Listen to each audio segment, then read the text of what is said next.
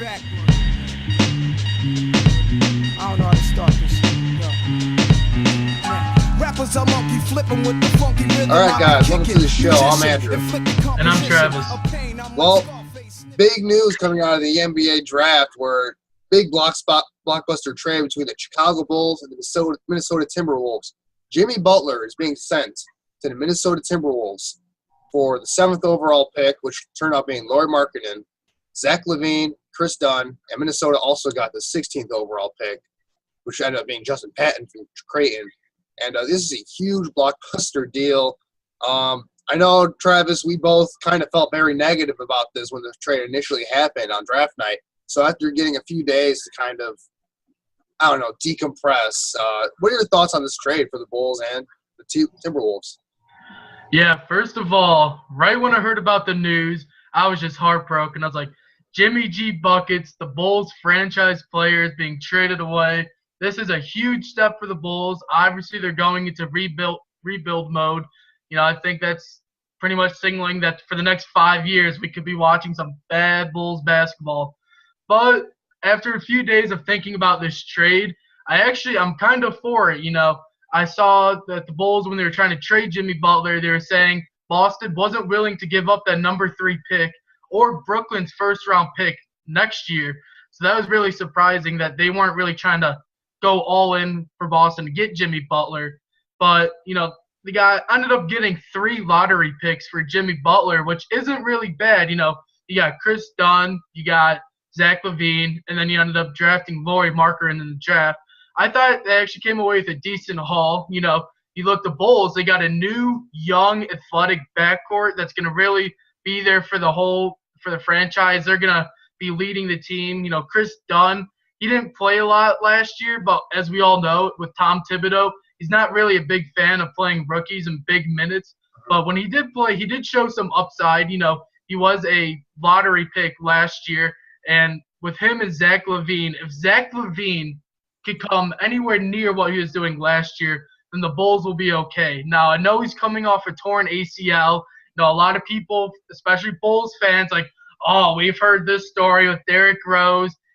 He's kind of a bouncy player. He's very athletic. Will his knees be able to hold up for him? He was averaging around 19 points a game. He's only 23 years old, and he's really he's a 2-time slam dunk champion. He's got a lot of upside, and I really like the move because that's what Fred Hoiberg needs. He needs an athletic backcourt. They're fast. They're going to be moving in transition. Zach Lavine, he can shoot the 3-point shot a little bit. Kris Dunn, he can shoot. And then they drafted Lauri Markkanen, which is kind of what everyone expected Nikola Mirotic to be, but I think he's going to be a lot better. He's over 7 feet tall. He's the best 3-point shooting big man in NCAA last year. He's really going to be really good for the pick and roll, pick and pop with Dunn and Lavine running it. That's kind of like a young big 3 that they're building up, and that they're going to have a lot of time to play with each other and get used to how they play. I like it. What do you think of this trade? I agree with some of the points you have there. I agree with Markkanen. I love his upside. I said in our NBA draft preview that I thought he could be an all-star player. Now, whether that will happen with the Bulls organization remains to be seen because the Bulls have shown they don't have any ability to develop any player besides Jimmy Butler, who I think is more of just a freak occurrence, not necessarily a trend for the Bulls. But, you're talking about Kris Dunn. I like Kris Dunn. I love him coming out, And to me, this deal is not as bad as the Taj Gibson trade, the trade deadline last year, where they got, absolutely abysmal value for Taj Gibson and Doug McDermott. But, Kris Dunn, it's still a terrible trade for the Bulls, in my opinion, because you look at Kris Dunn's stats. We talked about maybe you said he was a good shooter and stuff. He shot 37% from the field and 28% from 3. He was one of the most least efficient basketball players in the entire NBA, not just among rookies. He was just one of the most least efficient players on offense. Now, I think he can contribute on defense. He's a very good defensive player. Thibodeau loved him for his defense.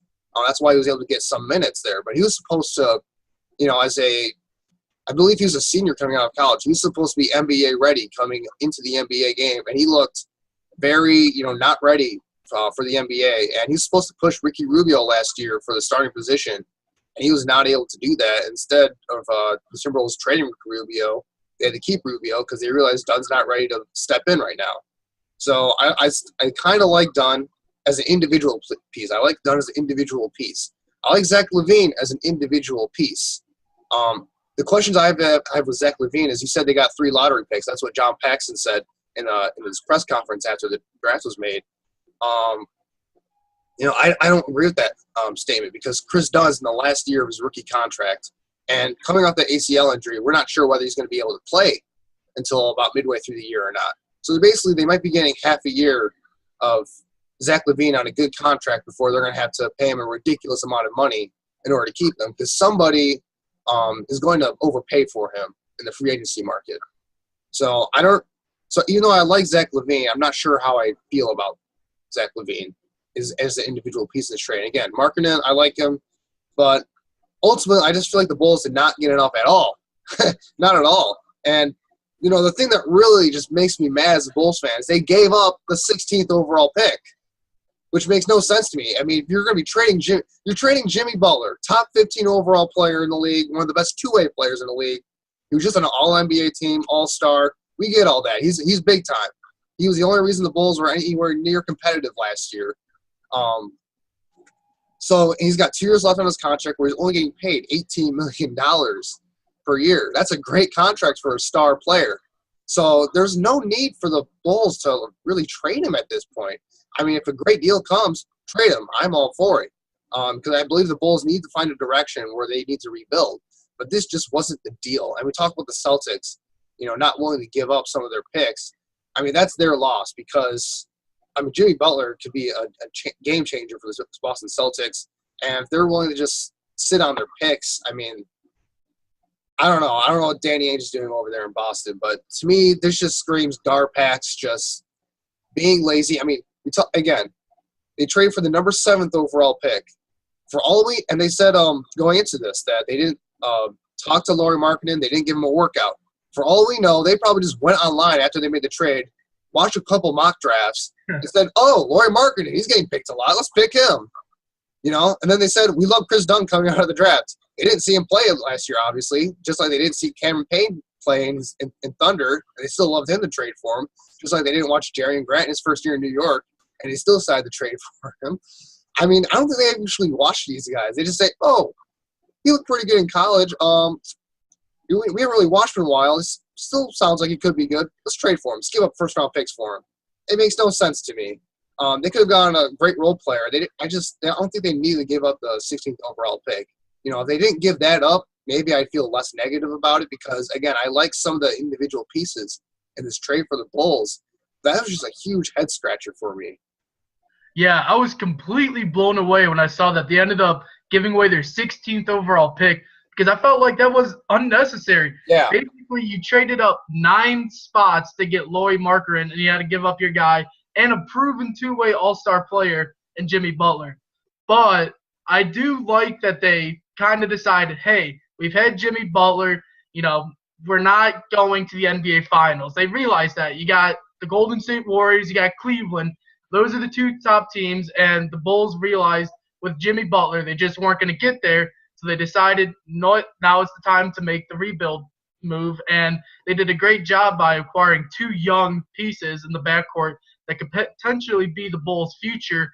And while you made the argument that Zach Lavine, he's coming off the torn ACL, he's going to be a free agent soon, they're going to have to cough up big money for him. They got rid of Jimmy Butler's contract, so they do have the money to do that. And obviously they saw something they liked in Zach Lavine, that even though he's going to be a free agent, hopefully, because you just got rid of Jimmy Butler, you have to sign Zach Lavine. If they don't, that just may be the worst trade ever, because basically you just got a rental Zach Lavine for a year and a half, and then you lost your best player. And then if you lose him, it's just going to be a bad time for the Bulls. But Zach Lavine is the closest thing we've seen since MVP Derrick Rose. Now that's a big step. Whoa. In terms of ability or like athleticism or like athleticism, you watch the way he plays, he reminds me a lot of Derrick Rose. He's young, he can still keep improving. I can see Zach Lavine being an all-star player. I don't know. To me, there's a lot of maybes in this trade. I mean, you're asking Kris Dunn, who didn't show anything his rookie year, to take the next step. Didn't. He could. He showed very lots of promise. I mean, you're asking Zach Lavine to be an all-star player, which, I mean, he's a good player. I mean, not taking anything away from him. He's a good player. But is he Jimmy Butler? Like, what I pay – because, he's going to be offered over $20 million probably per year on the free agency market with the way you're seeing, like, guys like, even guys like, Mike Conley got a $30 million contract, even though he played well last year. I don't think he's worth $30 million necessarily. And That's just the NBA today. Marketplace, they're exactly. giving him big money because that's kind of like what you have to do. And once again, he's only 23 years old. He's not even hit his prime yet. He's got lots of years left. No, I get that. I just that you have Jimmy Butler on a very good contract, and it's not like this is his last year on the team. He still had another year after this upcoming season, so you could have traded him at the trade deadline. Maybe next year, going into this year, or after the season's done, and then make a deal like this, and you probably would have gotten similar value. I'm just saying, like, to me, if you're going to trade him now, you got to get a lot more value. And what really makes me mad about this is it just screams incompetence and laziness on the part of Garpax. They did this again with the Taj Gibson trade. They did this with the Derrick Rose trade to a degree, giving up draft picks for no reason. It's just like they have no ability to negotiate a trade with any of these other teams, and they just make these terrible trades for themselves. And what really made me mad about was what they did later in the draft, literally selling away their second-round pick for $3.5 million to the Warriors. That made no sense. I mean, if they were so willing to give up their second-round pick, why didn't they just offer that instead of the first-round pick? I mean, that made no sense to me. I mean, it just screams that Jerry Reinsdorf, who owns the Bulls, owns the White Sox as well. He's just so hungry for money, and I bet he just went to Garpax and like, hey, you want to keep your job? I want some more money because I want my White Sox to do well. I don't care about the Bulls. Give me some more money for the White Sox. And they're like, oh, okay, yeah, we'll do that. Obviously you can't be anybody good in the second round. It's not like we passed up on Draymond Green a few years ago. Jeez. Yeah. Well, I thought the one problem I really had with this is we saw Jimmy's trainer tweet out about how they're just such a bad organization and how they promised Jimmy that he was staying. Yep. Then you had D. Wade opt in for $24 million. It's like, if you're trying to save money, why wouldn't you tell Dwayne Wade, hey, we're looking to trade Jimmy Butler. Yeah. If you don't want to be on a team that's in rebuilding, you probably shouldn't opt in. Now they're talking about, we're going to have to buy out Dwayne Wade, which is just ridiculous. You're just spending money for a guy to not play on your team. You got Rondo. They're like, oh, we want Kris Dunn to play more, so they might buy out Rondo. Yeah. Honestly, you also said Jimmy Butler's got 2 more years on his contract. There was no rush to trade Jimmy Butler. They literally kicked him out the door.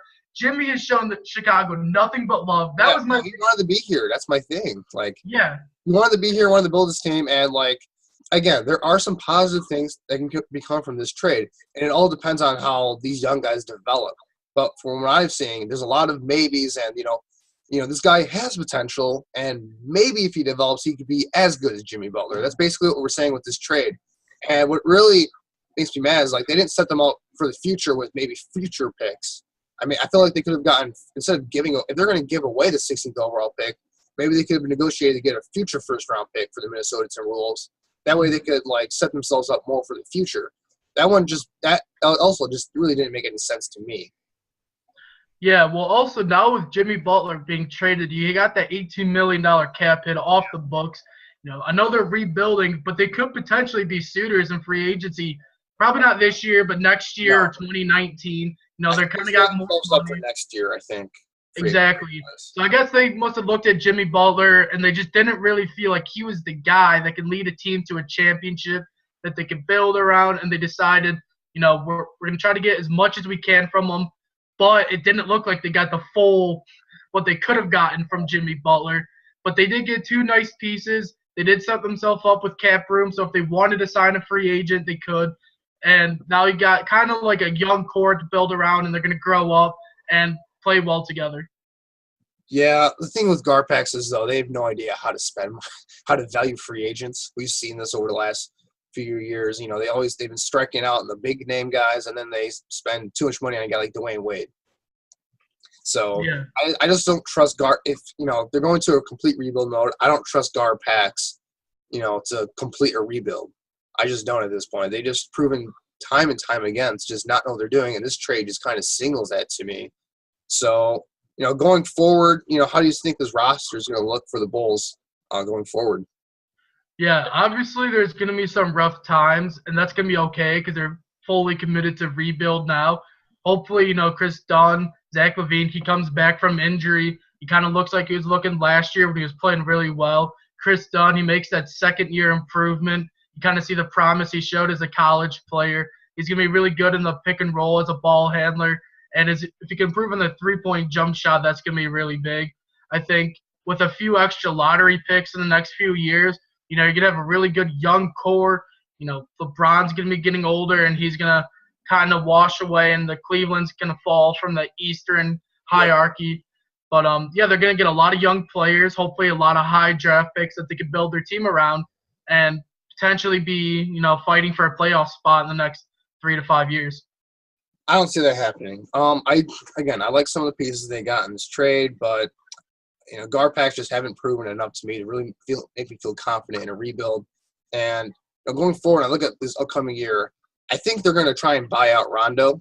I think that's going to happen. They can't do anything with Wade, so they're going to be stuck with Wade for another year, who's just going to be, taking playing time. I mean, I guess with Zach Lavine not being able to play for half the year, I guess that won't really matter.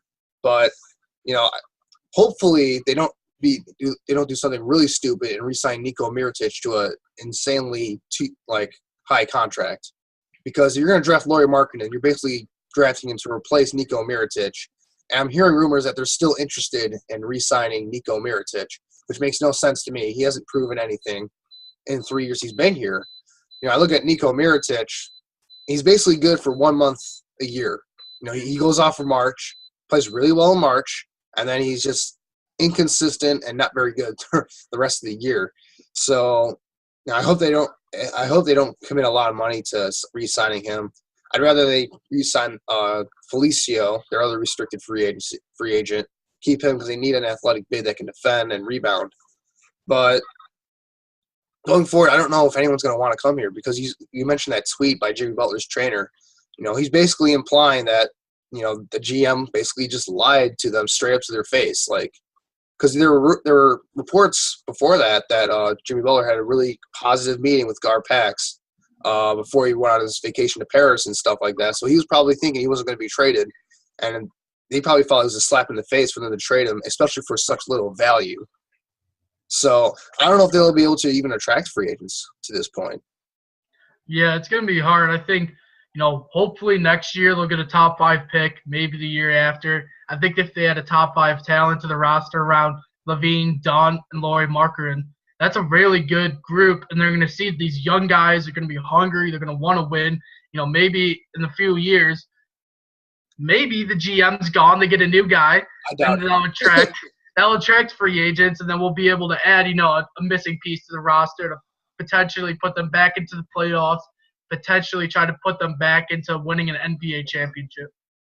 I like the positive attitude, Travis. I really do, but for now, I just don't see it. Now, speaking of positive attitude, let's touch on the Minnesota Timberwolves real quick with what they got in this deal. What do you see from the Minnesota Timberwolves going forward now?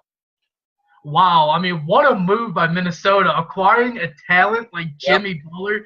I mean, he's probably a top 3 two-way player in the NBA right now. He's a proven all-star. It's going to be so much fun to watch them. They're definitely going to be contenders in the West. Maybe not in the top 3 in the West, but I see them around 4 through 6 for next year with the talent. You got Wiggins, Butler, Cat, Rubio. Rubio's a 4th option in that offense. I mean, that's perfect for him. It's going to be a lot of ball movement. They're going to be athletic. They're going to have – I really like the Timberwolves, and I thought this was a great move by them. What do you think? Yeah, the revenge of Tom Thibodeau is in full play now. The Timberwolves look like, to me, they're going to be not a contender just quite yet. They still have some holes in their roster they need to fill through free agency. Everyone's been talking about they need to add some shooting now, because none of these guys in the starting lineup are really great shooters. Or at least that's not their specialty quite yet. They could develop into pretty decent shooters to make it work. But they're going to need to add some, shooting during the offseason. But I think, again, they're going to be around a 4th to 60, like you said. I think in a couple of years they could be making some serious noise in the Western Conference. Depends how Andrew Wiggins and Karl-Anthony Towns can continue to develop under Jimmy Butler and Tom Thibodeau's leadership. But again, this is just a steal for the Timberwolves, and to get a guy like Justin Patton in the first round, who is an athletic big with a lot of upside on both sides of the court, especially on the offensive side of the ball. So, I mean, I just love this trade all around for the Minnesota Timberwolves. Again, the revenge of Tom Thibodeau is, in effect, screwing over the Bulls organization to make his organization better. So, great trade for the Timberwolves overall. Yeah. Well, thank you guys for watching our video about this NBA trade. It was definitely a lot to talk about, very exciting, and we have lots more videos coming soon. So, look out for them, and thank you for watching. Yeah, it was exciting to talk about. A little bit painful at the same time, but it was still a fun conversation to have. Thanks, guys, and we'll be having a lot more videos out soon.